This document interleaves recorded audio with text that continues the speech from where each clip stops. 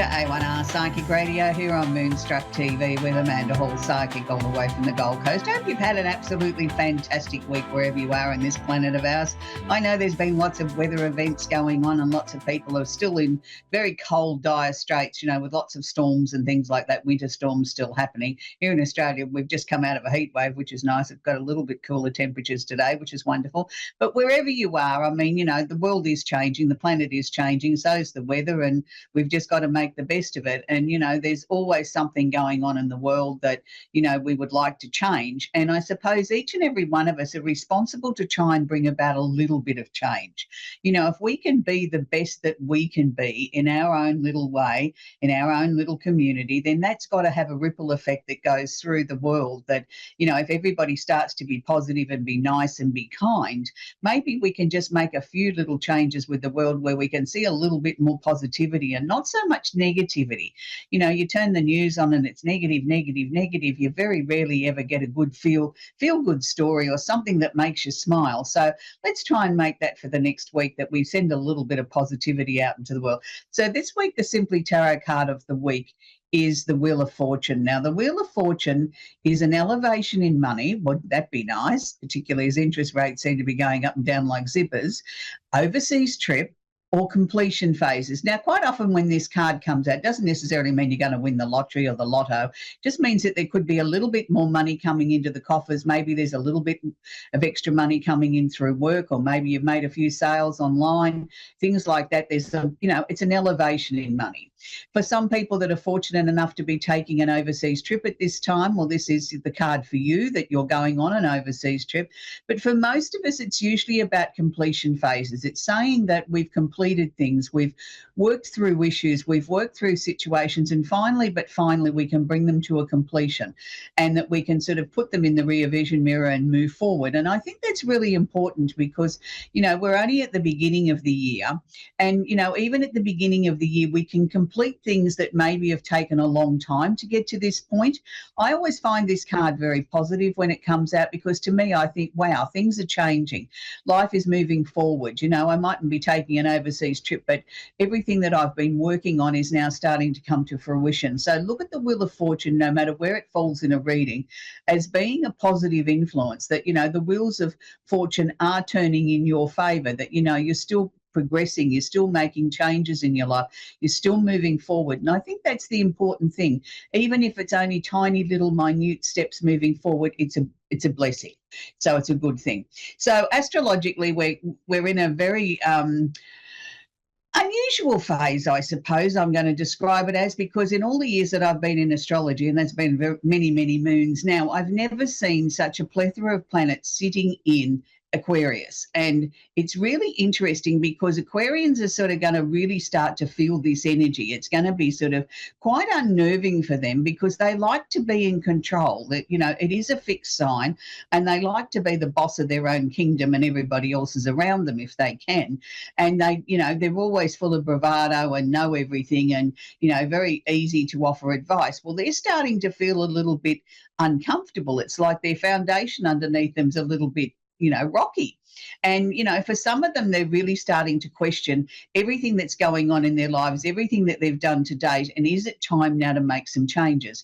Now, look, of course, there's always time to make changes. But when you've got so much planetary influence, like 5 out of the 10 planets sitting in your sign, it certainly does move the ground under your feet. It does make you start to think. It does make you start to question and sort of reevaluate.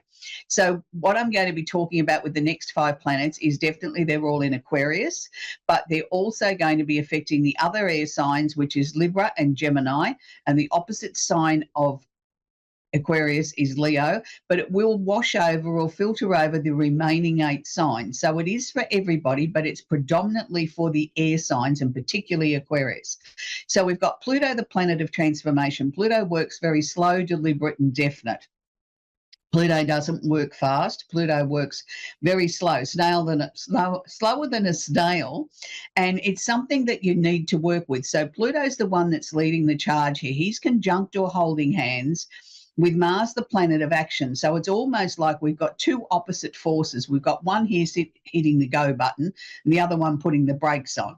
And they're sort of saying, so, you might feel as if you've got something sorted out and you're ready to go. You've given it a lot of thought. You've done the planning. You're ready to hit the go button and you're all enthusiastic and you start going and then bang, stop. Well, that's Pluto sort of saying, hang on a minute, maybe we need to reevaluate this. So I suppose what I'm asking you to do is be flexible. If it's the time to hit the go button and everything starts to move forward, great. If it stops you or pulls you back or says slow down, then acknowledge that as well. Don't be in too much of a hurry to try and push through something like a bulldozer, because maybe it's not the time to bulldoze. Maybe it's the time to sort of stop, look and listen and analyse what the next step is. Maybe we need to just slow down a little bit, or maybe we need to find a different path. Now, the one planet that's sitting on its own in Aquarius is the Sun. So happy birthday to all the Aquarians. There's lots of wonderful Aquarians around the world who I know are celebrating birthdays. I have quite a few in my circle of friends. And, they bring such vitality to the table. I just love the way that when they get on their soapbox about something that you really can't change their mind, I just let them go. And I sit there and laugh at them. And, after they've had their go for 15 to 20 minutes, and I say, well, have you run out of air yet? And they just look at me as if to say, what's she talking about? But they've been so concentrated on what the point is that they're trying to get across that half the time they forget to breathe. And it's really important. You do need to breathe. So happy birthday to all the Aquarians. So it's your time to shine. It's your time to really reorganize your life and look at what you might hope to achieve in this coming 12 months. We have Venus, the planet of love and affection, is conjunct or holding hands Mercury. Now, this is a very tricky situation because Venus, wants everything to be fairy floss pink and lovely and loving and kind and gentle, and doesn't really want any sort of confrontation, wants everything to be loving and peaceful. Where Mercury comes along, and Mercury sometimes like to sort of shake things up. Mercury is the planet of communication. Sitting in here in Aquarius, it's dares to be different a little bit, or to bring statements into a conversation that are shock value, that just sort of get your attention and to stop you dead in your tracks, because I want the floor. I want to be the one that's the centre of attention here. So be very, very careful, no matter what your star sign is. If you've got to have a serious conversation with your loved one or your partner or your children or somebody that's really important to you, that you have a loving relationship with, make sure that you give them the floor as well. Don't dominate it, give it a bit of to and fro, and try and have your listening ears on to listen to exactly what they've got to say. It may not be what you want to hear. It may be different to what you expected. You may even be a little bit shocked or surprised, but that's okay. That's what good communication is about putting our listening ears on, listening to the other person, listening intently, and then coming back and saying, wow, I hadn't thought about it in that way, or that's really hurt me, or that's really upset me. But it can be constructive communication, and that's what I'm trying to share with you. No matter what the conversations are, make sure that they're constructive, but make sure that you put your listening ears on and you listen to their point of view as well. That's very, very important. So we're going to move on to Uranus is in Taurus. Now, Uranus will be there in Taurus till a little bit later this year, but the important thing is Uranus has just come out of a retrograde period where he's been retrograde for a very, very long time now. Now, he's stationary at the moment. We'll start to move forward over the next couple of days, building the intensity over the next week. What does this mean? Well, Uranus in Taurus is going to affect predominantly the earth signs, which is Taurus, Virgo, Capricorn, and the opposite sign of Scorpio. It will wash over the remaining 8 signs. What it means now is things are going to really start to ramp up. It's going to be like that bolt of lightning. Things can happen out of nowhere. Now, if you're one of those first 4 signs, be very, very careful what you send out to the universe. Be very careful what you voice, because you may just sort of trigger a catastrophic or an event by Uranus that you can't stop. You send out to the universe, I hate my job, and you don't really, you're just having a bad day. Just sort of say, I'm having a really bad day, I wish the day would improve, or I wish my job would improve, because Uranus will just hear you hate your job and it might take the job away from you. So we don't want that. So we want Uranus to bring, yes, about change and being quickly and being suddenly. And sometimes, it's not always pleasant to begin with, but it clears the pathway for things that need to change in our lives. And sometimes we become stubborn and pig-headed and fixed in the ways that we do things, that we're not prepared to look for alternatives. We're not prepared to look for new changes or new opportunities. And sometimes we have to be sort of like struck with a bolt of lightning to make us change and sort of say, okay, that's been taken away from us, or that's no longer available. I have no other choice but to start to look for different alternatives or different ways of doing things. And this is what Uranus does. I actually like the energy of Uranus because I feel that it comes along and it sort of says, okay, you're in a rut, bang, let's get that out of the road. Let's remove the obstacle. Now you've got a fresh slate. You can start again. What would you like to do? And if you can work with that energy, it can be actually very uplifting and very exhilarating because it frees up the obstacles or the restrictions that have been holding you back for a long time. But I appreciate and understand that the Taurus energy doesn't like things like that. It likes to be in control. It likes to take it slow and steady. And, I'll hang on to it for as long as I possibly can until it's completely worn out, and I'll patch it up and I'll still go again for another little while until there's nothing left to patch. So they're not ready or not open to change. They only like change when they've decided it's going to change. So Uranus doesn't allow you that luxury. Uranus will come along and make changes whether you want them or not. So be aware of that, particularly if you're an earth sign. We have Jupiter still sitting in Cancer. We'll be there for a little bit longer. So Jupiter's still retrograde at the moment, still sort of trying to get Cancers to come out of their shell a little bit and sort of see that there's some really big opportunities out there in the world. You just got to get a little bit brave, Cancers. And, when I'm talking about Cancers, I'm talking about all the water signs here. We're talking about Scorpio, Pisces, and the opposite sign of Capricorn, but particularly the Cancers where, they are very strong people, but they try and hide underneath this shell of theirs and sort of poke their head out occasionally and sort of look around and say, is it safe for me to come out? Is it safe for me to make a bold move? And yet in their head, they've taken all these bold moves, they've seen the results, but it's sort of like unless it pans out the way they want it to in the head, they're not going to poke their head out of their shell and take that bold step and make it happen. It's time now to get ready to sort of to make some bold steps that are going to need to happen over the next couple of months, which is really, really important. So Saturn's in Pisces, in the last couple of degrees of Pisces, won't be there for much longer. So, Saturn is giving its last lesson to Pisces, which is the water signs as well, which is Pisces, Cancer, and Scorpio on the opposite sign of Virgo, sort of saying, what haven't you shored up? What haven't you changed? What haven't you learnt during this time of my transit through Pisces? For most Pisceans that I work with, they've pretty much done their homework. They're just sort of kicking back and sort of just waiting for Saturn to move on into Aries, and sort of they'll wave it goodbye and say, have a great life. Like they seem to be pretty chilled at the moment. But for some people, they may have a couple of little loose ends that they've got to tidy up. Finally, we're going to work with Neptune. Neptune's just gone into Aries. Now, Neptune in Aries is going to be a little bit of a tricky situation, particularly for the fire signs, which is Aries, Leo, Sagittarius, and the opposite sign of Libra. Because Neptune is going to ask you to get your creative hat out of the wardrobe, but at the same time, he's not really going to give you a lot of ideas in the early stages of moving through the sign of what he actually wants you to achieve. It's sort of like, well, I'm here and I'm ready, and let's fire up the tank and let's fire up the engine and let's go. But where we go, I don't know, that's up to you. You know what I mean? I mean, Aries here is sort of saying, you've got to get your me first hat out of the wardrobe or the closet, but he's not really sort of giving you any direction of where me first is supposed to go. So I'm going to suggest to all the fire signs, it's a time to sort of, yes, be ready for change. Yes, be ready for creative ideas and creative juices to come, but maybe have a cell phone or a pad and pen or something close to you at all times so you can jot these ideas down. It may not necessarily be the time to act, but it's the time to gather the ideas and get ready for the momentum of change that will come. And there will be some changes and there will be different ways that you handle things, and there'll be that aha moment or that bolt of lightning moment that, gee, I hadn't thought of it that way. Wow, that's a great idea. So there's going to be a lot of creativity, but let's just sort of wind it up slowly. We don't have to be in a tearing great hurry and create all these ideas in the first week. We've got plenty of time here to sort of slowly build up for that, and I think it'll be much more beneficial than if we're able to do it that way. So really, really important. So we're going to now move on and take our first caller. Katie is in Woodlands in Texas in the USA. Are you there, Katie? Hi. Hi, Katie. How can I help you? Do you have a question I can answer for you? I thought this was an astrology reading. I was told to have my birthday time.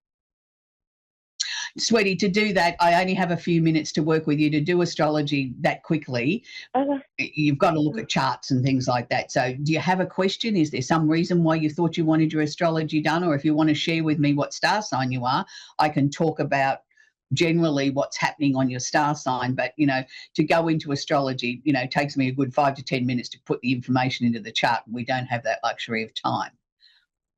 Understandable. I'm a Capricorn. I just turned 40 Right. January 10th. Okay. You're a And Capricorn. Well, you would have, yeah, go on. something hugely shifted all the way cosmically on that day for me. And I've been Right. waiting for this day since I was 5 years old.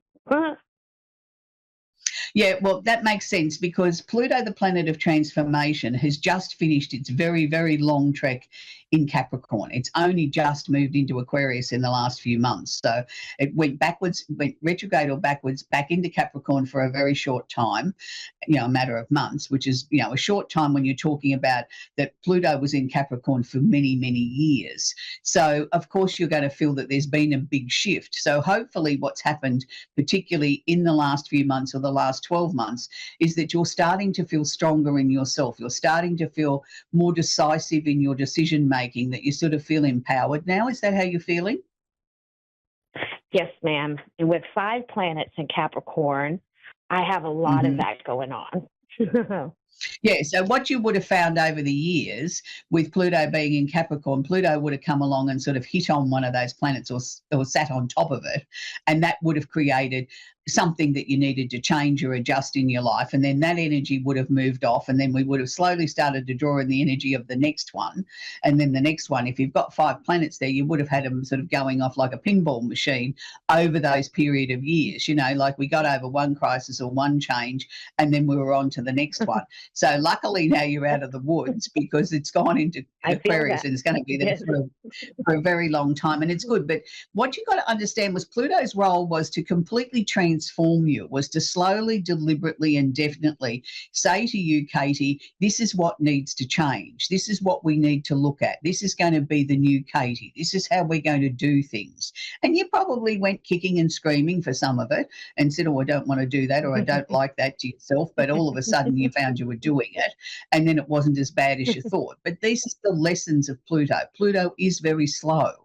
And, it's not a fast moving situation. So the fact that you're a Capricorn and you've come out the other side unscathed with half the planets that you can have in a chart in Capricorn, I'd say congratulations, you've done well. And they're all in the 7th house pretty much too. Oh, okay, all in the house of relationships. Yeah, one-to-one relationships, and not necessarily always love relationships, but relationships in general. So you would have had a lot of times there where it was very testing and sort of probably learned a lot about yourself, but more importantly, learned about the people that you were dealing with that were close to you in your life. Mhm. Mhm. And that mightn't have always been pleasant either, like the reality of somebody's true nature can be difficult to deal with. Yeah, but you've done really well, Katie. So, what you've got to look forward to now is that you can have a little bit of a breather and sort of just focus on now more with the fact of Uranus in Taurus, and Uranus has just gone direct after a long time of going retrograde or backwards, that now there could be some openings that could come literally out of nowhere. And it doesn't necessarily have to be negative. These could be positive things. These could be things like, landing the world's greatest job that you never thought you had a chance at getting, things like that, because the rewards come now after you've done all the hard work with Pluto. Now we've got the opportunity to sort of be very careful about what you throw out to the universe that you're wishing for, because you may just get it. So, don't send out negativity, send out only positivity. But I know you're on the right path. Katie, you're going to do really, really well. And life is going to start to reward you now because you've really listened and learnt your lessons while Pluto was in Capricorn, and particularly in the 7th house. I don't envy you. That would have been a real struggle because you wouldn't have known who you could trust during that period of time. People that you've known for a long time all of a sudden became different people, or you were finally seeing them for who they truly were. And that's what Pluto's role was about, was bringing everything out of the darkness into the light. So I hope that's helped you, Katie. Yes, ma'am, it did. Thank you. Okay, sweetie, that's where we've got to leave it because I've got to move on to the next customer. But it's really been lovely to talk with you and work with you on an astrology level like that. That's really enlightening to a lot of other of our viewers, because there may be other Capricorns that now sort of understand how they went through things. Wouldn't have been as intense as yours, but it makes sense to them too. So have a great day, Katie. It's lovely to speak with you. We're going to talk with Brenda now in Mount Orab in Ohio. And I know I've probably pronounced that wrong. Brenda, how are you? How can I help you? I'm fine. Yeah, you did a pretty good job, Mount Orb. Oh, good. Okay, that's good, because I'm in Australia and I'm not familiar with all your places in the US. So do you have a question I can work with, please, sweetie? Yeah, I was just kind of like wondering. I'm kind of like in a crossroads in my life, and I was just kind of Mhm. wondering, like, am I going in the right direction? Should I kind of change paths? It's a lot of different things. Yeah. First thing that's coming up around you, Brenda, is that I don't know that you necessarily need to change things, but what's happening is there's been a series of endings that have come about in this last 6 to 12 months where you've sort of unconsciously and consciously just worked through them, like that's finished, oh, I don't need that friendship anymore, or whatever it might be. And it's like it's brought you to a point now where it's almost like, well, what's next? Like I've done the work. What's my reward? What's next? I'm waiting for some sort of direction. I'm going to say to you, it's okay to sort of sit in this limbo period for a little while and not put too much pressure on yourself, because I think, the last 5 years particularly, there's been a lot of things that you've had to deal with family members and friends and things like that. It's nice to be able to sort of sit back and say, oh, wow, I can exhale and I can sit on the couch for 5 minutes and have a cup of coffee and just have a rest, and I think you really deserve that. And then, just wait for the universe to sort of start to show you what is next. I think from about next month onwards, you're going to start to feel the energy build again. The momentum will start to build. Ideas will start to come into your head about, oh, maybe I can do this, or maybe I can do that, or should explore this or explore that. But the most important thing that I want to say to you, Brenda, is it's got to be about what you want. It's your turn to shine. It's not about Brenda doing everything for everyone else. It's your turn. Do you feel that? Yes, I do. I usually put myself last, usually. Yes, well, you're The not mother going in to me anymore. sometimes, I think. Yeah. Mm-hmm. And it's hard to put yourself first when you're such a giver, when you put everybody else's needs first. It's really, it takes a bit of practice. You've got to learn that it's hard because you've always been such a giver. And what you've got to look at now, say Mary next door comes in and says, can you do my laundry? And your first response is, oh, yeah, put it there and I'll get around to it. You know what I mean? I've got enough of my own. But if you don't want to do that, just say no. You don't have to give her an explanation. The answer is just no. And then the more you learn to say no, the easier it becomes. So is there someone special in your life at the moment, Brenda? Yes, I've been married for some time. They were showing me pink hearts, and usually when they show me that, it's either a resurgence of love or someone new coming into your life, but I didn't feel it was someone new. So obviously the relationship with your husband is going to get a bit of a spark there again. Maybe he's going to surprise you with something nice for Valentine's Day. Yeah, it all kind of goes hand in hand. Me and him have both been through a lot. Yeah, but it just, to me, when they were showing me these pink hearts going across in front of my eyes, it was like I felt really happy for you that, finally there's a little bit of personal happiness here, like there's the love's building again within the relationship, like there's not so many other pressures that take the energy away from the two of you just spending some quality time together and just enjoy being, because he's got a lovely energy, but I don't know that he stands up for himself too much. You seem to be the one that carries most of the load. Yeah, that's right.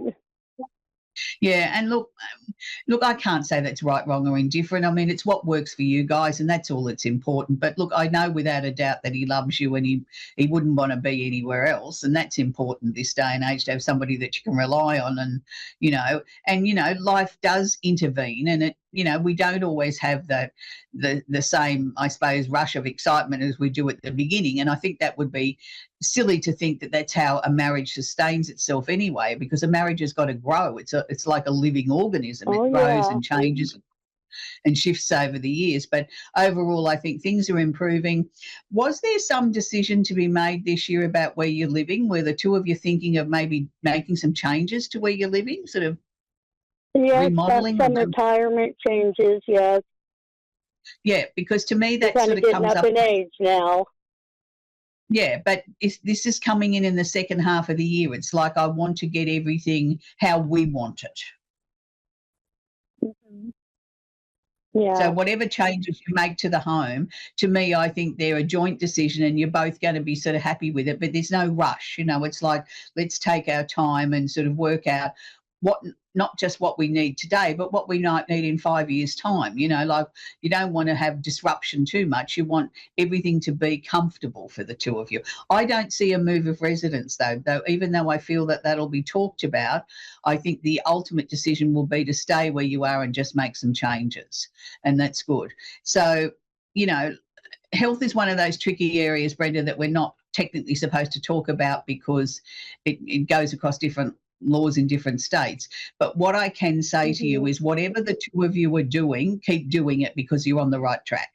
Like I don't see any serious health issues there, but I do see things, improving slightly. So if you've made some changes or gone on to some different medications or some different supplements, keep it up because you're going to get the rewards out of this. It's really good. I feel very comfortable Okay. about that. But so that's good because, at times there I know you've been worried, particularly about your husband, about he doesn't look right, but his health is starting to improve. I think, once life settles down a little bit more, I think both of you will have a bit more energy and things will flow to you better, and that's good. So, I can see nothing but good things ahead of the two of you, which is lovely. You've been through the mill. It's time to Yeah. have some peace. Yeah. I agree with that totally. So I hope that's helped you, Brenda. That's where we've got to leave it because we've come to the end of the show, but it's been lovely to work with you. And I hope you and your husband have a really wonderful, happy retirement. All right. So that was thank Brenda. you very much. You're very, very welcome. That's our show for this week, people. It always goes very quickly, and it's always lovely to talk to different people from around the world, even if I do get the pronunciations wrong of their locations, but they forgive me. It's a busy time of the year. We're heading towards Valentine's Day, and we've just got over Christmas and New Year, and everybody's sort of starting to bed in for 2026. And it's time to be kind to yourself. It's time to look after yourself. We can slow down just that little bit and give ourselves that 5 minutes to sit down and have a reboot, a refresh, sit on the couch, watch a movie, watch your favourite YouTube clip or something like that, but give yourself a little bit of downtime. So I want to leave you with a song this week that goes way back to the late 80s, early 90s, and it's a song that this lady didn't have too many hits, but this was one of her biggest hits, and particularly in the US. And it's a very powerful song, and every time I hear this song, I sort of think, this song means so much to so many people. And it's Taylor Dayne, and it's Love Will Lead You Back. So until next week, check that one out on your device. It's a beautiful song, a beautiful love song, and it's something that I think will touch the hearts of many people. So until next week, bye for now.